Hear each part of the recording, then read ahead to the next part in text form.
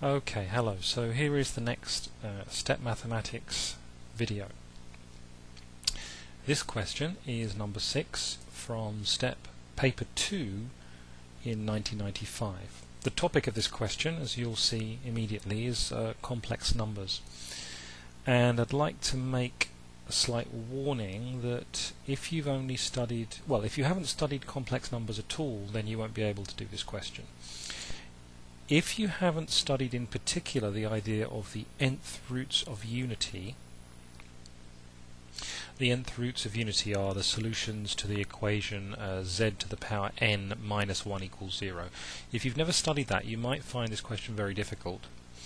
So you may be better advised to skip it and wait until you have studied that topic, which should usually be in further maths. If you're studying CIE, International Board, you will be studying that in further maths, and I'm pretty sure it's in most further maths or all further maths syllabuses. It is certainly in, of course, the STEP syllabus itself. So that's just a little warning. Here is the question. You can see it on the screen, number 6. As usual, please do try to do the question yourself. Give yourself some time, and I will now start talking about my answer. Okay, so first let's read the question. It's quite a long passage here. We have, if u and v are the two roots of z squared plus a squared plus b equals 0, show that a equals minus u minus v and b equals uv. Now this is a very, very basic fact which I would expect any student to learn probably even before A level. Let's just briefly review it. I'll write it out here. So we had, what was it now, z squared, just get the pen working, z squared plus az plus b equals 0. If u and v are the roots, we also have this being equal to z minus u, z minus v, which can be expanded as into z minus u plus v, z squared minus u plus vz plus u times v. And so obviously it follows that a is minus u plus v and b is uv. So here we're just observing that the product and the sum of the roots are related to the coefficients a and b in this simple way. Now, of course, they wouldn't put this in the question. It's very basic. They wouldn't put it at the beginning of a question unless they were giving you a hint. What's the hint? The hint is that this fact is going to be very useful at some stage further down the question. Now, next step, let alpha be cos 2 pi over 7 plus I sine 2 pi over 7. So this is a complex number expressed in modulus argument form. What's the argument? You should know the argument is 2 pi over 7 in radians. Angles will always be in radians when we deal with complex numbers for reasons that you may or may not know, but it's to do with calculus. Sometimes you see complex numbers written with degrees. Personally, I think it's very, very kind of a, how to put it, a crass. You will see textbooks where they write things like cos 30 degrees plus I sine 30 degrees. I think it really, really shouldn't do that. But admittedly, it's a matter of formalism. Now, what's the modulus of this complex number? You should know the modulus is 1. Okay, it now says that we should show something. Show that alpha is a root of z to the power 7 minus 1. Let's just briefly review that. It's very, very basic bookwork. If alpha is cos 2 pi over 7 plus I sine 2 pi over 7, then we take the 7th power of alpha. We can either apply de Moivre's theorem directly. De Moivre's theorem says what? It says that cos theta plus I sine theta to the power n, and actually n can be any number, although you'll originally have learned the formula or the proof of de Moivre's theorem for n being a positive integer is actually the same as cosine n theta plus I sine n theta. By the way, if you don't know the proof of de Moivre's theorem for positive integer values of n, you definitely should. The reason is not so much because it will come up on a question, but simply because it's a very beautiful proof, and it really shows you something amazing and deep about the nature of let's say, the interaction between trigonometry and complex numbers. Usually it's proved using proof by mathematical induction as well, so it's a very useful introduction to that idea. Anyway, that's all bookwork which you should know. If you don't, then you're not really in a position to be doing this question, although admittedly it's not used again. So we can use that idea, obviously. That would work, because we would simply write cos, let's just do it like this, 7 times, oops, there's a 2 missing, 7 times 7 times 2 pi over 7 plus I sine 7 times 2 pi over 7, being of course cos 2 pi plus I sine 2 pi, and sine 2 pi is 0, so that's cos 2 pi, which is 1, therefore alpha to the 7 minus 1 is 0. Now if you have studied complex numbers a bit more, then even this much writing will seem unnecessary to you, because we can also use the exponential form of the complex number, which is more compact and it's easier to write and easier to work with. So if you do know it, I recommend you use it. This is e to the I 2 pi over 7. Therefore alpha to the power 7 is e to the 7 times 2 pi I over 7, which is e to the 2 pi I, which is 1. And as before, we can say alpha to the 7 minus 1 is 0. So all this stuff is introductory. It's basic knowledge which you should know if you've studied some complex numbers. But now it starts to get more difficult. Okay, the next part is not so difficult, still bookwork. Express the remaining roots of the equation z to the 7 minus 1 in terms of alpha. So the remaining roots, let's just briefly look at the standard picture that you should know if you've studied the nth roots of unity, which is that you consider the unit circle. This is the imaginary axis, this is the real axis. E to the 2 pi over 7 is on that unit circle because it has modulus 1. Its argument is 2 pi over 7 radians, and there will be 7 equally spaced roots. 2 pi, e to the 2 pi I over 7 will be the first one. The next one will be e to the 4 pi I over 7. And there will be 7 of them, including 1, and we have a symmetry in this picture about the sorry, that's actually in the wrong place, isn't it? Let's just draw that a little more carefully. I am doing this very roughly, but there's only so roughly that it's acceptable, isn't there? We have, let's just be careful, we have e to the 2 pi I over 7, then e to the 4 pi I over 7, then e to the 6 pi I over 7. So actually 4 over 7 is a little more than half, so this positioning is completely wrong, isn't it? We need e to the 2 pi I over 7 maybe somewhere here, and then 4 pi I over 7 slightly to the right hand side, the left hand side of the imaginary axis, because 4 over 7 is bigger than a half, and then 6 pi I over 7, e to the 6 pi I over 7 around here, 4 pi I over 7, and e to the 2 pi I over 7 would be a little bit higher up there. E to the 2 pi I over 7. Now these diagrams are always symmetrical about the real axis. Why are they symmetrical about the real axis? Can you answer that question quickly? The reason they're symmetrical about the real axis is because the equation we're examining, z to the 7 minus 1 equals 0, has real number coefficients, which means that all of the roots are in complex conjugate pairs. So every root is in a complex conjugate pair. Sorry, every non-real root is in a complex conjugate pair. That pairs with that, that pairs with that, that pairs with that. So this is 6 pi over 7, this is 8 pi I over 7, this is e to the 10 pi I over 7, and finally this is e to the 12 pi I over 7. The next one would be e to the 14 pi I over 7, but because that is e to the 2 pi I, that is the same as 1, so then we'd be repeating ourselves. Now of course that's not how they want you to write the answer. They're asking you to list all the other roots of the equation. So the full list of roots is what? Let's just do this as an exercise. We've got roots are 1, don't forget 1, And then we've got e to the 2 pi I k over 7, where k runs from 1 to 6.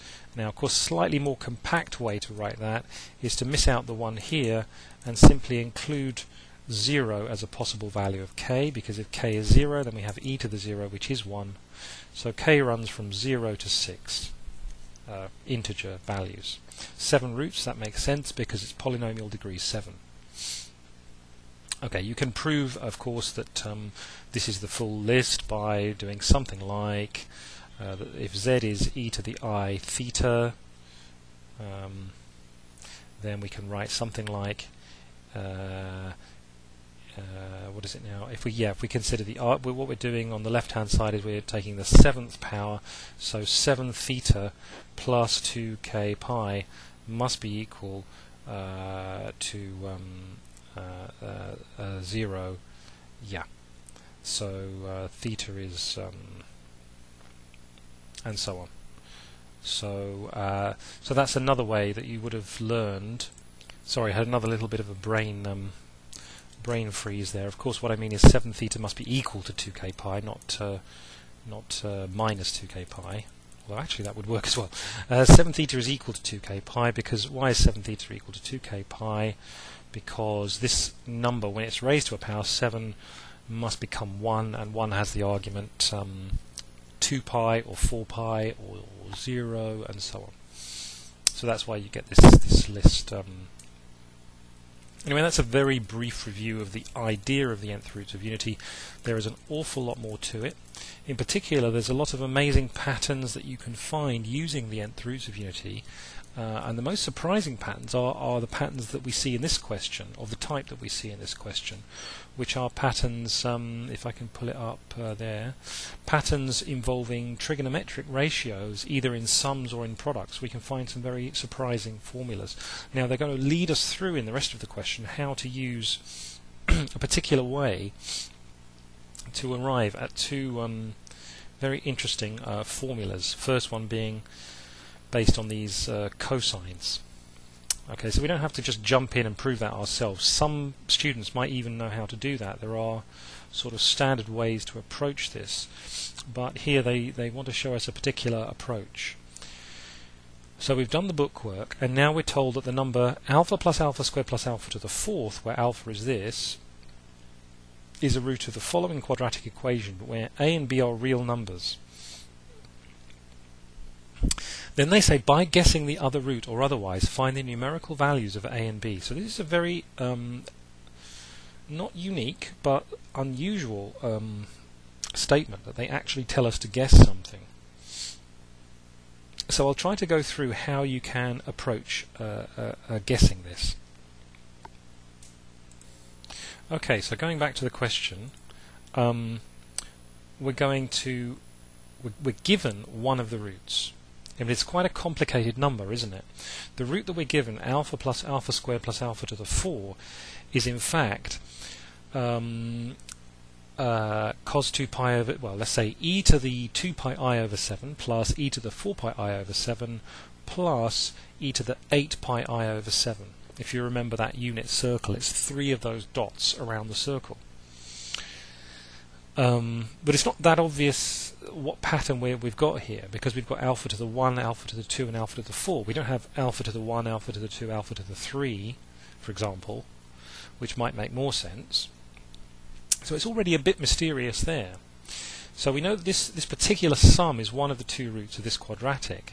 Now, of course, we must use the hint in some way that we were given at the beginning about the sum and product of the roots being expressed in the coefficients. So we ask ourselves, what do we know about sums or products of roots of, well, let's say nth roots of unity? And here is where a bit of sort of background experience or knowledge about nth roots of unity helps. So let's go back to sort of basics of nth roots of unity. We've got the equation z to the 7 minus 1 equals 0. We know the full list of roots. We've written that full list here. It's this number, let's use red, it's this number for these values of k. The first one being 1, of course. Now, what would be the sum of all of those roots. If we added all those roots together, what would we get? Well, the answer must be 0, and the reason the answer is 0 is because this is of the form z to the 7 plus 0 z to the 6 plus 0 z to the 5 plus, and so on, all 0, and then minus 1 equals 0. So considering this as a polynomial, where is the sum of the roots shown in a polynomial? Well, the sum of the roots is always shown as the coefficient of the second to highest power. This is something you should know if you studied polynomials. Again, you probably would study that in further maths. So that's one way to understand, not the only way, but that's one way to understand that the sum of all of those roots, I could literally write out that sum, e to the 0 plus e to the 2 pi I over 7 plus e to the 4 pi I over 7, and I'm getting bored now, so I'll jump to the end, e to the 12 pi I over 7. That actually must all equal to 0. Of course, the first one is just 1, and all the others are related to what we called alpha. Remember, alpha is cosine 2 pi over 7 plus I sine 2 pi over 7, or e to the 2 pi I over 7. So this, of course, is just the square of alpha. Then we get alpha cubed, dot dot dot, and the last term would actually be alpha to the power 6, where k is 6. So what we've got an interesting equation here. 1 plus alpha squared plus alpha cubed, dot dot dot, plus alpha to the 6 must be equal to 0. So here, notice, we have an equation about the sum of all the seventh roots of unity. Now the question is telling us to consider the expression alpha plus alpha squared plus alpha to the 4th and treat that as one of the two roots of the given quadratic equation. And it's telling us to guess what the other root would be. So let's go through this. It's quite sort of subtle logic, so I don't want to jump through it too fast. It's saying, look at this. Now, of course, this is just a general quadratic equation. Well, let's say a general monic quadratic equation. Monic meaning the coefficient of the leading term is 1. Although that doesn't really matter, does it? Do they tell us anything about this quadratic equation? It's not just the general quadratic equation. It specifically says that a and b are real. So think about that. If a and b are real, but we know that a is the sum of the roots. Now I'm going to call the two roots z1 and z2 to help things along. In other words, I'm assuming the roots are z1 and z2. Oops, I've already made a mistake, haven't I? Do you see it? So the roots are z1 and z2. The mistake is a is not the sum of the roots, it's minus the sum of the roots. Okay, as we briefly mentioned at the beginning, minus u plus v. So let's get this clear. The sum of the roots is a real number.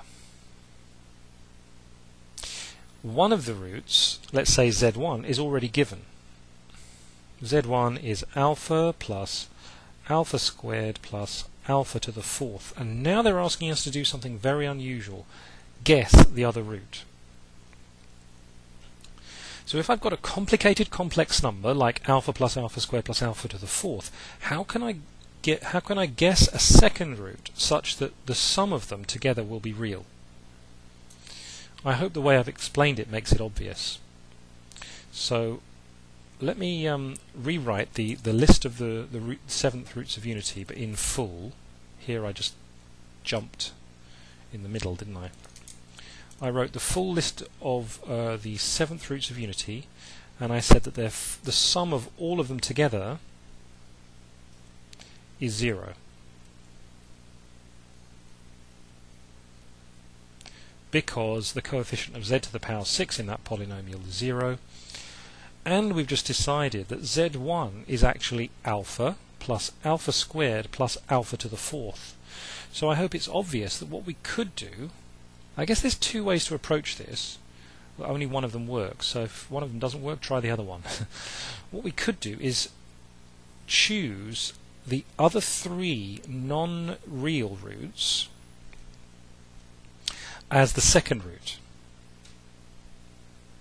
So that's my guess. Now, you might be wondering, why didn't I guess 1 plus alpha cubed plus alpha to the 4th plus alpha? Well, the reason is they gave me the expression in this form, suggesting that a was a a real number, probably not 0. A could be 0, I guess, according to the terms of the question. But the other reason I'm thinking it's probably better to go with, although this isn't very clear, I've got to admit, I guess it's mainly because I'm assuming A is not 0. So you can investigate that. I think, I'm sure if you went the other way it won't work. So let's assume that Z2, so in fact this is a guess as required by the question. Let's guess that the other root Z2 is those other non-real roots we expressed in blue up here. Alpha cubed plus alpha to the 5th plus alpha to the 6th. Then it would follow that Z1 plus Z2 would be the sum alpha plus alpha squared plus alpha cubed plus alpha to the 4th, 5, 6, which must be minus 1. And it must be minus 1 because 1 plus that thing is 0. So it would follow from that that A would be equal to 1. And now we have to think about how can we find the value B, because the question, if I remember correctly, is asking for A and B. Yeah, find the numerical values of A and B. So we found that A and B, that A would be 1 if our guess is correct. We haven't proved it yet. But if we find that B is also a real number, then we must have guessed correct. But what is B? B is the product of the roots Z1 times Z2. So what's the product of the roots Z1 times Z2? We've got to do this carefully. Z1 is alpha plus alpha squared plus alpha to the power 4, and Z2 is the others, alpha to the power 3 plus alpha to the power 5 plus alpha to the power 6. Now this might look intimidating or scary in some way until you remember that we know something about alphas, the powers of alpha. What do we know? We know that the 7th power of alpha is 1. So we can use that in our multiplication. So let's continue the multiplication. It's a bit boring, but you just get on with it. Alpha to the 4, alpha to the 6, alpha to the 7, alpha to the 5, alpha to the alpha to the 7, alpha to the 8, alpha to the 7, alpha to the 9, and lastly alpha to the power 10. So first, using this special fact, entirely using this special fact, we can greatly simplify this expression. This will be equal to, first of all, 3. Why 3? Because we have 3 alpha to the 7s here. So we get 3. And what else do we have? Let's just write this out. We've got alpha to the 6, alpha to the 5, alpha to the 8, alpha to the 9, and lastly alpha to the 10. Alright, this might look a bit worrying. Remember, we're trying to figure out if B is a real number. Is this a real number?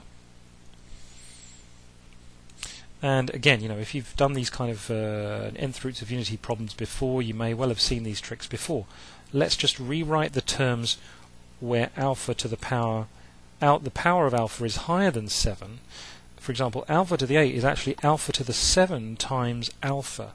Alpha to the 7 is 1, so that's just simply 1 times alpha, or alpha. Alpha to the 9 is alpha to the 7 times alpha squared, so that's alpha squared, and alpha to the 9 by the same token is alpha cubed.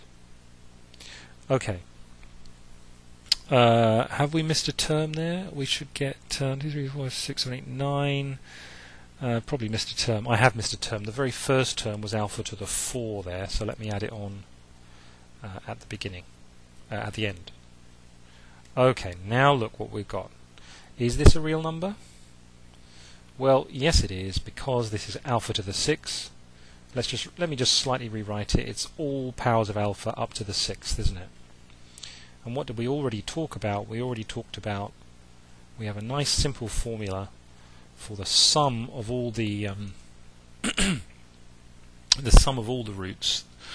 If we take all the non-real roots, this set here, alpha up to alpha to the 6th, as here, that must be minus 1, because it makes 0 when you add 1. So 2. So therefore B is 2, and we have completed the question in a weird kind of way, because they said by guessing the other root, find the numerical values of A and B. It is implicit in that statement that there is only one way to do it. I suppose that's obvious, because if we know one root, the other root must be... No, there are two free variables. So it's not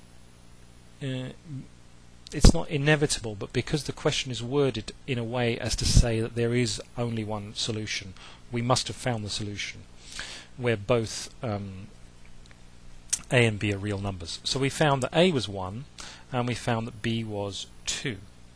So let's quickly write that out and then let's think about it. So we've therefore got A was 1, so z squared plus z, yes, and B was 2, so plus 2. So this quadratic root equation has roots z1 and z2 as we've already discussed, where z1 is alpha plus alpha squared plus alpha to the fourth, and z2 is the other three non-real roots of z to the 7 minus 1. Okay, now we need to show something, so we're obviously going to use this idea. And okay, how can we show that cos 2 pi over 7 plus cos 4 pi over 7 plus cos 8 pi over 7 is anything based on this working? Well, what's the connection here? Cos 2 pi over 7, what's that? That is the real part of which complex number? The answer is alpha.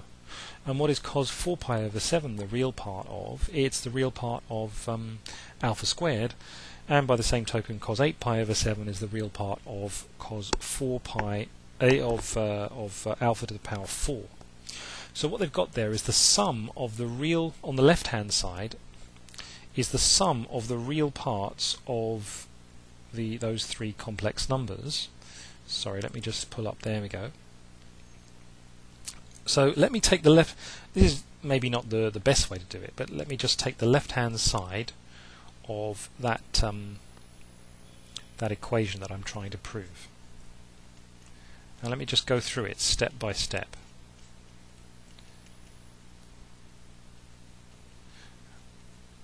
Okay, I'm going to add an extra page here. I hope that was below, was it? Or no, that was above.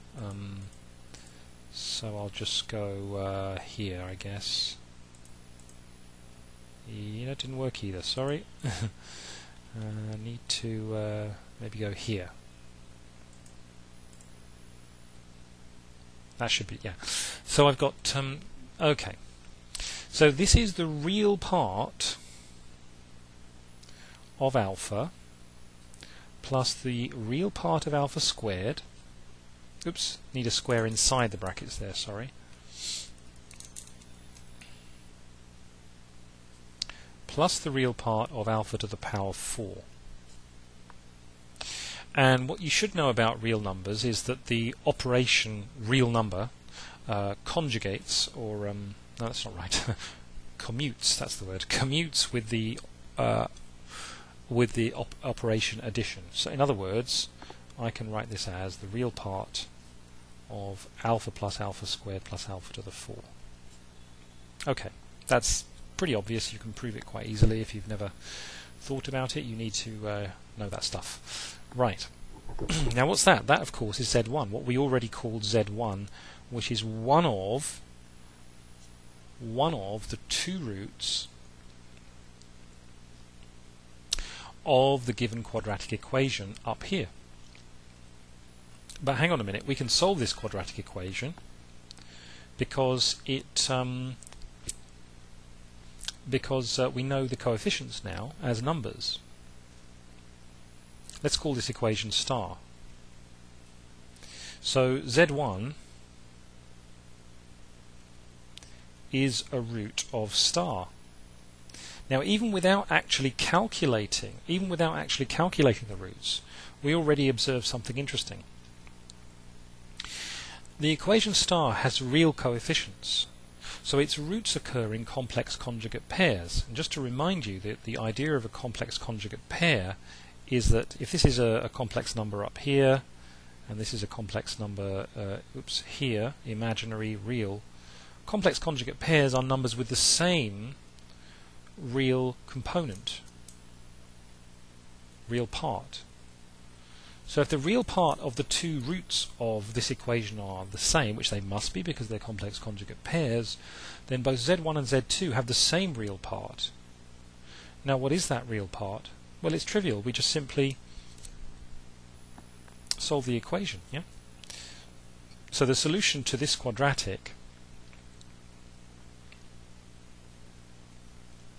well, you can just use the formula or any other approach, complete the square, whatever.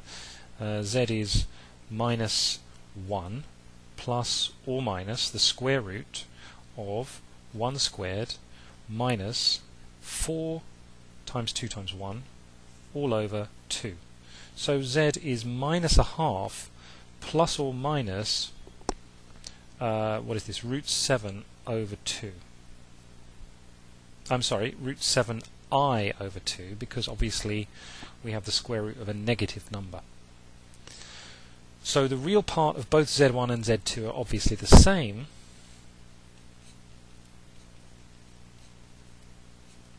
which is namely minus 1/2. So therefore the right hand side is, so let's say therefore the left hand side is minus 1/2, which is equal to the right hand side, so it's proved.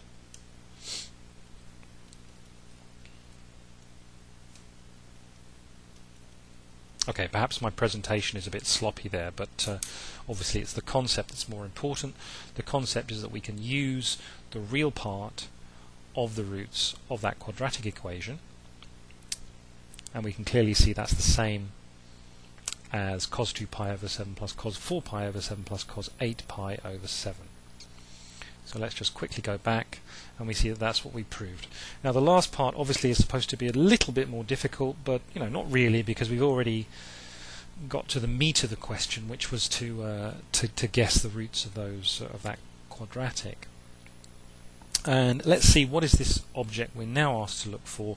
Sine 2 pi over 7 plus sine 4 pi over 7 plus sine 8 pi over 7. You should immediately be able to tell me what that is. Yes, that is the imaginary part of z1, what we called z1. So we're now supposed to figure out what is the value of the imaginary part of z1, but also we need to check that we understand what the correct sign of that is. Okay, so the last part of the question, we're going to consider the imaginary part of z1. Now, as we already know, the two roots, z1 and z2, are the two numbers, specifically, are the two numbers given here, minus 1/2 plus root 7 over 2i and minus 1/2 minus root 7 over 2i. So if we consider the term, let's just quickly write it out, sine 2 pi over 7 plus sine 4 pi over 7 plus sine 8 pi over 7. So we've already figured out, I won't write this out in detail again, this is the imaginary part of z1. But the problem we have is that we know this must be either plus or minus root 7 over 2, because the imaginary part of z1 and z2 is either plus or minus root 7 over 2, but which one is which? Yeah. So z1 might be plus root 7 over 2 and z2 might be minus root 7 over 2, but it could just as easily be the other way round from this formula. This formula doesn't tell you which one can be which number can be assigned to which root. So how can we figure out which sign is appropriate? Well, let me, this is something that you may get stuck on, and often they put these little details at the end to get you thinking. But if you're not sure, I recommend thinking graphically about these roots, because remember what we did at the beginning is we looked at the unit circle, and I'll use a different color. We had, remember, 7 different roots. 1, 2, 3, 4, 5, sort of, it's more like here, isn't it? Sorry, these are supposed to be in the same position. But anyway, the 3 that we're considering for alpha or Z1 are corresponding to the angles 2 pi over 7, 4 pi over 7, and the third one 8 pi over 7. So what we're doing here is adding the sines of those three angles. If it helps you, you might consider, drawing out a triangle there, and then there, because we're considering the sine, the imaginary part. These vertical lines I'm drawing in red, we're adding them together, but of course this one is negative. So if they were all above the real axis, then of course the total would have to be positive. But actually two of them are above the real axis and one of them is below the real axis. Now even from my crude drawing you can already guess that the answer should be plus, not minus, if we add these three quantities together. But let's just prove it. How do we prove it? We need to prove that this negative quantity down here is less than, if we can prove that this is less than either one of these two, then the total must be positive, yeah? And of course we can, because what is sine 8 pi over 7? It's just the same as minus sine plus pi over 7. Now because sine theta is monotonic increasing on the interval from 0 to pi over 2, to pi over 2, then of course what we're saying is that this little red line here corresponds to a red line up here, which is lower down than the 2 pi over 7. So because sine pi over 7 is less than sine 2 pi over 7, therefore sine 2 pi over 7 plus sine 8 pi over 7 is positive, therefore imz1 must clearly be greater than 0. Therefore sine 2 pi over 7 plus sine 4 pi over 7 plus sine 8 pi over 7 being greater than 0 must be equal to the square root of 7 over 2 plus the square root of 7 over 2. Just put a plus sign there to make it clear. Alright, so that's the final answer. So let's have a quick review. This question is heavily dependent on a sort of, let's say, a thorough grounding in complex numbers. And it focuses on the relationship between complex numbers and roots of equations with real coefficients. So you need to know about the conjugate roots in pairs idea. You really do need to know the idea of the seventh roots of unity. I think it would be a bit too difficult to solve this if you'd never seen it before. And these very pretty formulas that we prove at the end are typical of what's possible with complex numbers. You'll see these kind of patterns very often. And if you've never seen them before, take time to go into textbooks and find problems based on things like sums of trigonometric ratios or products of trigonometric ratios, because it's very interesting and sometimes it can be very difficult. But by far the most important part of the question was the idea of guessing the root, and I hope I showed you a reasonable approach to guessing it. So I hope you found that useful, and I'll leave that video there. Thank you.